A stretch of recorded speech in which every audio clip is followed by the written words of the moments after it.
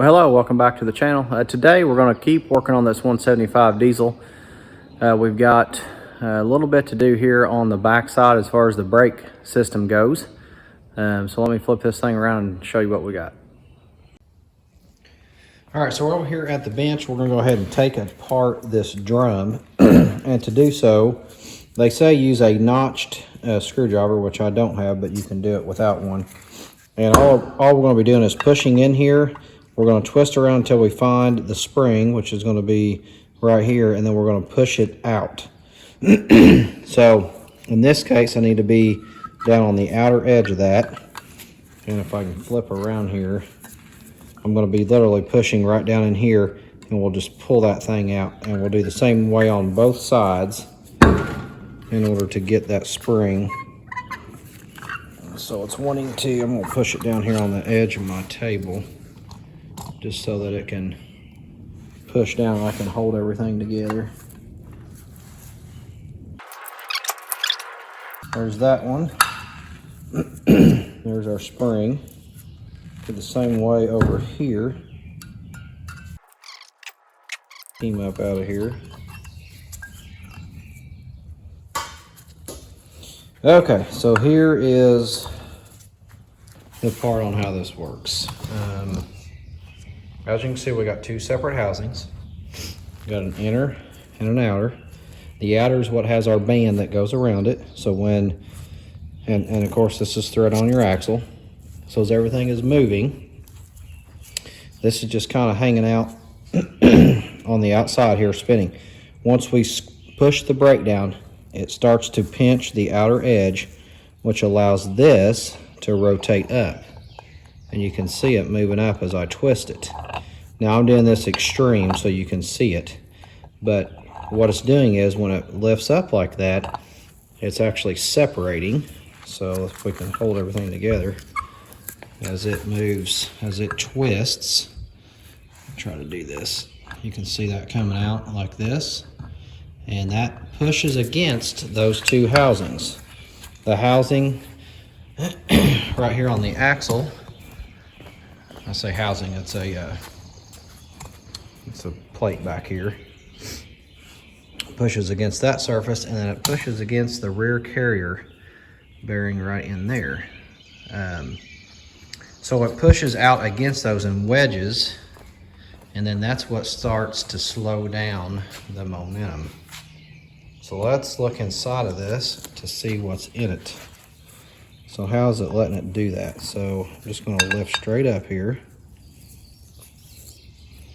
And there's what we got. There's ball bearings that are in these little divots. And those divots allow that ball bearing to move up and down, just like a little ramp. And when that ball bearing slides up, it's also sliding up on the other housing, which in turn is separating the whole unit. So if you go forward, it'll roll up one side as you hit the brake. If you're going backward, it'll roll up the other side. So sometimes the bearings in here are messed up. In this case, that's not the case here at all. This side has a really nice shoe still left on it, so we don't have to do anything with that. I'm just going to transfer my ball bearings over here like that. When we flip this one around, this is the side that we've got the problem with. So you can see the rivets, the remaining, what's left of the rivets right there. So what we're going to do, I'm just going to get a punch. I'm going to go around and knock all those out because they come in from the inside right there. And then that's going to let me see how much of that is into the housing. And I'm pretty sure just by feeling it that all of this right here is part of the housing. It has nothing to do with the shoe. One other kind of clue that I got here is this is what was found down inside there. So this would have been in position like so. It would have been held on, and then that would have been your brake shoe. Well, that was broke off laying down in there. So it had nothing left to do but push on the housing. But let's drive these rivets out real quick, kind of get a feel for what it looks like.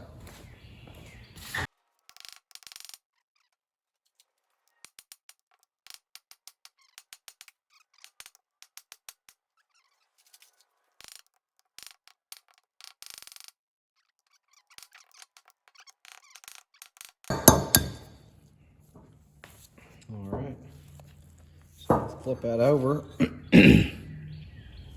So we got all the rivets out.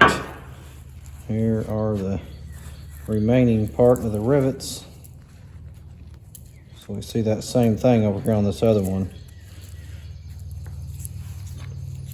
Okay, so this was the back side of the shoe. We do not have to replace the housing, which is good. Now, I've had to in the past, and those can get a little bit expensive to have to replace. So I'm going to get a new set of linings. You know, they come in a pair, so I'll just clean this up with a wire brush. This one's fine, and we'll put that one side on there. The springs look fine. They say in the manual to just inspect them, and if they're not closed up together, to replace. And I don't see that on these. That bottom one is just a smidgen there, but it's going to be pushed out anyway when we put it down in there. So I think we're in pretty good shape. I'm just going to clean that up with a wire brush on the grinder, and then we'll get some parts ordered. All right, got the surface all cleaned up here. Went ahead and wire brushed around the face of it. At this point, can't do anything else until I get a new set of linings here, and then we can go ahead and replace that. So, all right, so I've moved down here to the brake rod itself, and you can see that hole right there, and that's where the rod actually came through from the brake levers from the other side of the tractor. I disconnected the rod that goes into the brake housing, as I was showing you earlier, and then I pulled the spring off of there, which I've got hanging up right here. And if you look at that spring, you can tell that you can see some light through that thing. So I'm gonna go ahead and renew that and get me a new spring put on here. The issue was, once we got all the junk cleaned out down here in the bottom, is it still was not returning all the way back. Now, if I pushed it down and then let go of it, it would pop all the way back into position, but it still wasn't doing it. So what I have done is pulled it out of there, and I've cleaned the bushings. There's two bushings, one right here on this side, and then there's one on the other side. And I'm gonna lube those up good with some high temp grease. Doesn't matter whether it's high temp or not, it's just what I had. And hopefully that will help everything return back to normal. Make sure that it's nice and smooth. This is the lever actuator on this side. It had a roll pin in it, so you just drive that thing out. No big deal. And there's a washer right there. Let's slide over here to the vise. Here's the shaft itself. I have cleaned it up. I just ran my wire brush over that, cleaned it up well. I'm gonna lube that thing up, and then we will push it back in there, and then I'll get this thing repositioned and get it ready. So anyway, that's where we're at right now. Just gonna slide back over here, we'll get set up, and then I'll put that in. Some of our grease in here, and like I said, I've already cleaned this bushing up. I just ran a brush in there on my drill, and that got all of the dry grease that was in there out. So I'm just over here on this side now, just coating that bushing all the way around. All right, that is complete. Slide over here to the table. I'm gonna do the same thing right here.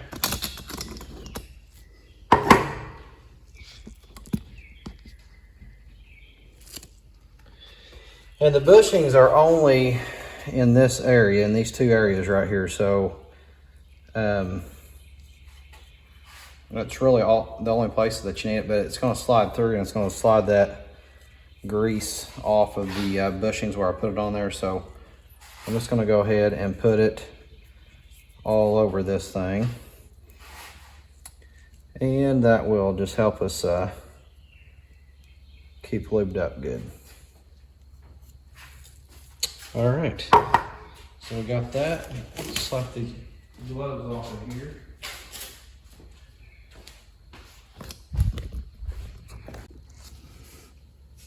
All right, so it's underneath the right side of the tractor here. And here is the brake that we just lubed up. So I'm gonna slide it right in there like this.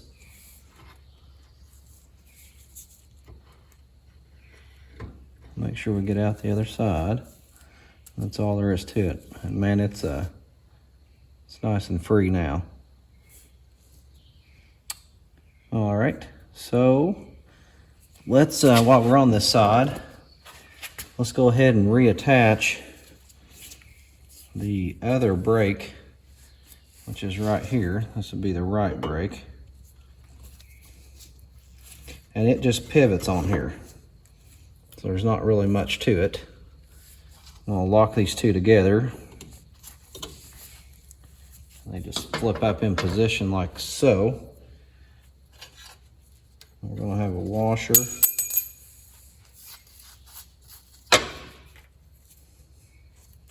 And a cotter pin like that. And we got our brake rod down here on the bottom. I don't know if you can see that, but you got your two holes there. Brake rod here, spring is going to go here. So just get our spring reattached.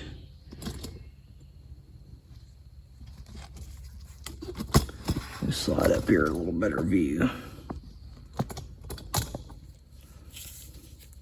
All right, so just hook our spring in there like that.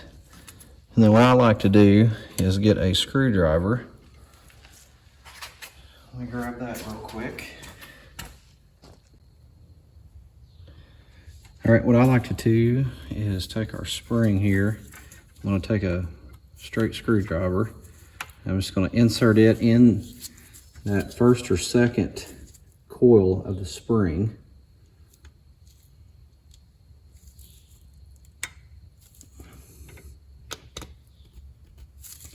Like so. See that down there at the bottom. Then that's going to help me hold on to it. And then I'm just going to take it, pushing back in position here. Like that. And now we are latched.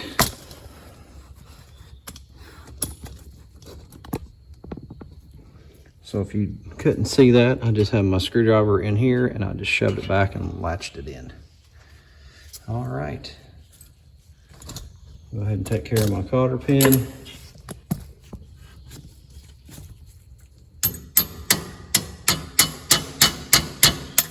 All right, so that's good. Now we're going to slip over to the other side here.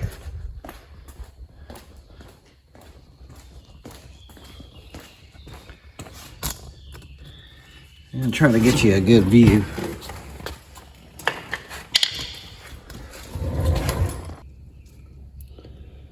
All right, so we're back over here on the left. Here's the rod sticking through. And we're going to put on our washer first. And then we've got our assembly here. And our hole is right up here at about 1 o'clock. So we'll slide this over. Then you get your roll pin out.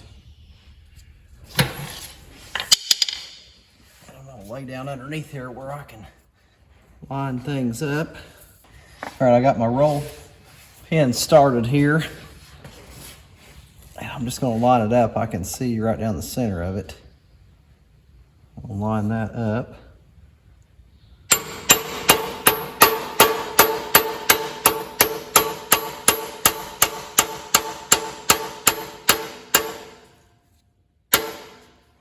All right. that installed. Next, we're going to take our lever. Let's see here, it should fit above him.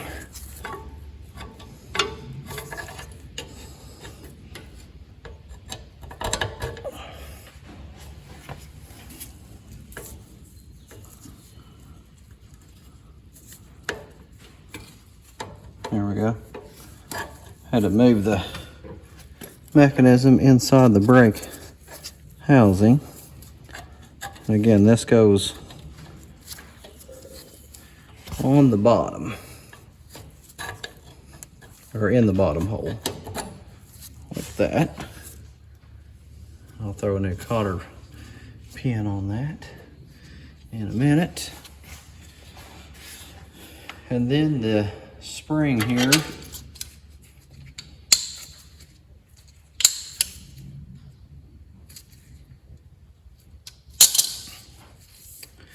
spring's going to latch in the top.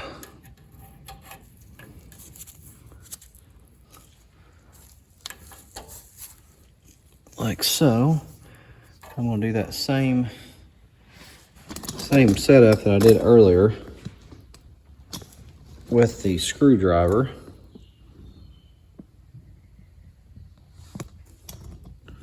Try to get you a good view of this.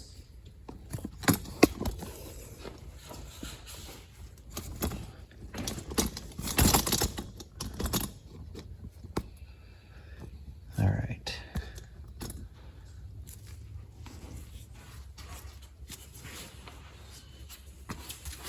So like I said, I am going to renew this spring, but for right now, I'm just going to go ahead and reinstall it.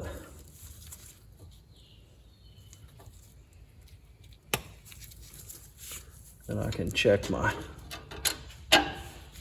tension right there. All right, got that done.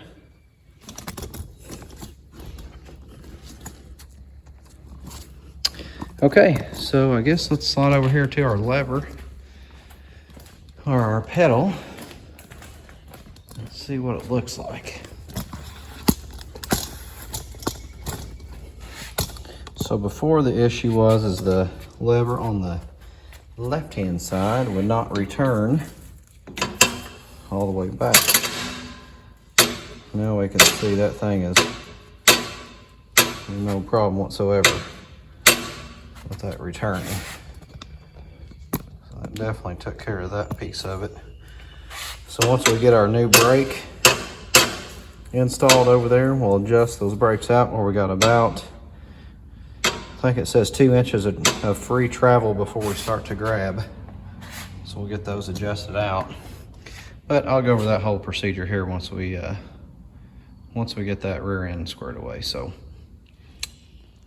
all right, so that's going to conclude this video for part 2 of the brake issue on this 175. Part 3 should wrap us up. We'll get into replacing that rear carrier and getting a new seal and getting our brake shoes installed, and then reassembly on everything. So thanks for watching. Hit like, subscribe, share the video, and stick around. There's more coming up.